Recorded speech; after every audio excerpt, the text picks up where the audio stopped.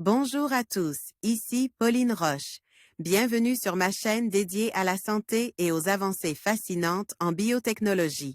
Si vous êtes curieux de découvrir comment ces innovations transforment notre bien-être et notre avenir, n'hésitez pas à vous abonner pour ne rien manquer.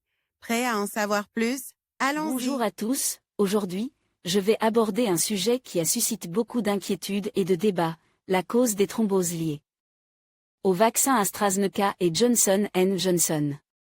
Après de nombreuses recherches et études, des scientifiques semblent enfin avoir identifié les mécanismes à l'origine de ces effets indésirables rares.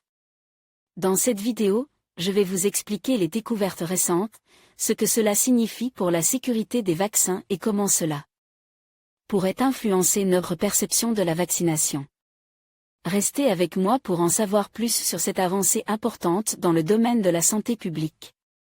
Depuis que les thromboses atypiques sont considérées comme un effet secondaire des vaccins d'AstraZeneca et Johnson & Johnson, le mécanisme conduisant à leur formation n'était pas encore élucidé.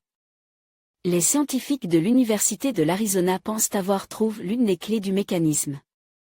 La thrombocytopénie thrombotique induite par le vaccin, ou VIT, est un des effets secondaires des formules d'AstraZeneca et Johnson qui utilisent toutes les deux un adénovirus modifié. Événement rarissime, les scientifiques s'interrogent encore sur les mécanismes qui conduisent à la formation des caillots sanguins après la première injection de ces vaccins. L'étreinte entre PF4 et l'adénovirus. Une équipe de recherche de l'Université de l'Arizona a peut-être décrit une partie de ce mécanisme. En analysant la structure de l'adénovirus contenu dans le vaccin D et AstraZeneca à un niveau de detail très fin, de l'ordre de l'angstrom. La capside de l'adénovirus, qui sert de véhicule au matériel génétique du SARS-CoV-2, peut se lier physiquement au facteur plaquettaire 4, PF4, une protéine sanguine présente dans les caillots caractéristiques du VIT. Plus précisément, le PF4 peut se fixer sur des zones chargées négativement à la surface de l'adénovirus, appelées exons. Le PF4 étant charge positivement, le vecteur agit comme un aimant-aimant. Cette interaction est considérée comme anormale par le système immunitaire. Des anticorps s'y fixent dans le but de la neutraliser, entraînant ainsi une cascade de réactions qui se termine par la formation d'un caillot et une thrombose. En rouge, les zones de Chaox 1 où le PF4 peut se fixer. Alexander T. Baker et al. Science Advance modifier l'adénovirus dans les vaccins. Avec une meilleure compréhension du mécanisme par lequel PF4 et les adénovirus interagissent, il y a une opportunité d'améliorer la coquille du vaccin, la capside, pour prévenir l'interaction avec PF4.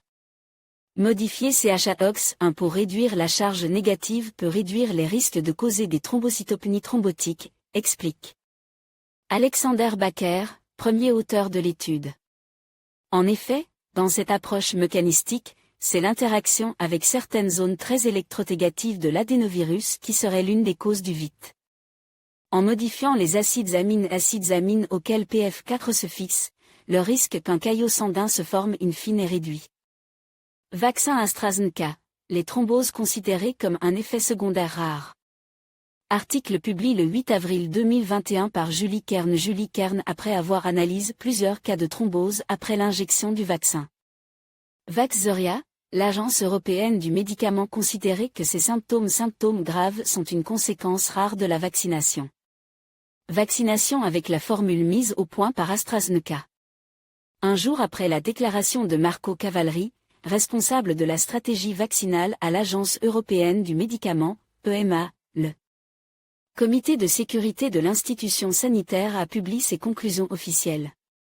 Selon ces dernières, les caillots sanguins accompagnent un déficit en plaquettes, doivent être considérés comme un effet secondaire rare du vaccin d'AstraZeneca, Vaxzevria. Cette décision se base sur l'étude de 62 cas de thrombose des sinus veineux cérébraux et 24 cas de thrombose veineuse flanquenique. Circulation sanguine de L, abdomen, dont 18 se sont avérés mortels, signale au 21 mars. Depuis, le nombre de cas augmente, 169 cas de thrombose cérébrale et 53 cas de thrombose de l'abdomen ont été rapportés à l'Eudravigilance, qui compile les effets secondaires pour les médicaments autorisés en Europe. Au 4 avril 2021, 34 millions de personnes ont été vaccinées avec Vaxzevria dans les 27 pays de l'Union européenne. Pour le moment, il n'y a aucun facteur de risque connu aux thromboses, néanmoins les femmes de moins de 60 ans sont les plus touchées par le phénomène. Ainsi, l'EMA recommande aux professionnels de santé et aux vaccins d'être conscients que ce risque, bien que très faible, existe dans les 2 semaines suivant l'injection. Si des essoufflements, des douleurs thoraciques et abdominales, des gonflements des jambes, des symptômes neurologiques comme des céphalées persistantes ou des troubles de la vision et des petits points rouges autour du site d'injection se manifestent, il faut consulter un médecin. L'EMA a réaffirmé que la balance bénéfice-risque du vaccin Vaxzevria est toujours en faveur des bénéfices. AstraZeneca, un lien clair entre le vaccin et les thromboses, selon un responsable de l'EMA. Article publié le 6 avril 2021 par Julie Kern dans une interview, un responsable de la stratégie vaccinale à l'Agence européenne du médicament estime qu'il y a un lien clair entre le vaccin d'AstraZeneca et les cas de thrombose. Aucune communication officielle allant dans ce sens n'a été faite pour le moment. Depuis sa suspension temporaire, le vaccin anti-Covid d'AstraZeneca, Vaxzevria, est boudé par les personnes éligibles à la vaccination, notamment à cause des effets secondaires provoqués par ce dernier. Ce qui inquiète tout particulièrement la population est l'apparition d'une thrombose des sinus veineux cérébraux, c'est-à-dire la formation d'un caillot dans les vaisseaux sanguins qui irriguent le cerveau. Ces événements concernent majoritairement des jeunes femmes de moins de 50 ans et s'accompagnent d'une thrombopénie, une quantité de plaquettes inférieure aux valeurs normales. Dans les cas identifiés de thrombose grave après la vaccination, les patients souffraient d'une thrombose des sinus veineux cérébraux et de thrombopénie, un tableau clinique rare. Axel Koch, Adobe Stock, un lien entre thrombose et vaccin établi? Dans sa dernière communication sur le sujet, l'Agence européenne du médicament, EMA, indique que un lien de causalité avec le vaccin n'est pas prouvé, mais il est possible, et les analyses se poursuivent. Mais, le 6 avril 2021, Marco Cavalri, le responsable de la stratégie vaccinale à l'EMA, a déclaré dans le quotidien italien Il Messaggero. Nous pouvons désormais le dire, il est clair qu'il y a un lien avec le vaccin. Ce qui cause cette réaction, cependant, nous ne le savons pas encore. Une annonce officielle de l'EMA, qui n'a pas confirmé les dires de Marco Cavalri, devrait paraître prochainement, car les scientifiques se réunissent autour de la question entre le 6 et le 9 avril 2021.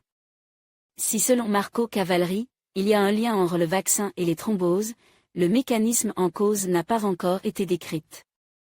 L'association de thrombose avec la thrombopénie, qui conduit à des troubles hémorragiques, est assez unique. Selon l'INSERM, elle est liée à des altérations du système immunitaire et n'a pas encore été observée suite à une vaccination. Malgré ces suspicions, le rapport bénéfice-risque global du vaccin Vaxzevria est toujours positif, mais il pourrait être réestimé en fonction de l'âge. En France, la Haute Autorité de Santé recommande de ne vacciner que les personnes de plus de 55 ans avec le vaccin Vaxzevria. En conclusion, les recherches récentes ont permis d'identifier des mécanismes sous-jacents aux thromboses associées aux vaccins AstraZeneca et Johnson & Johnson. Bien que ces événements restent rares, il est essentiel de continuer à surveiller et à étudier ces effets secondaires pour garantir la sécurité des vaccins. La transparence et l'information sont cruciales pour rassurer la population et encourager la vaccination, qui demeure un outil fondamental dans la lutte contre la pandémie. Merci de votre attention et restez informes.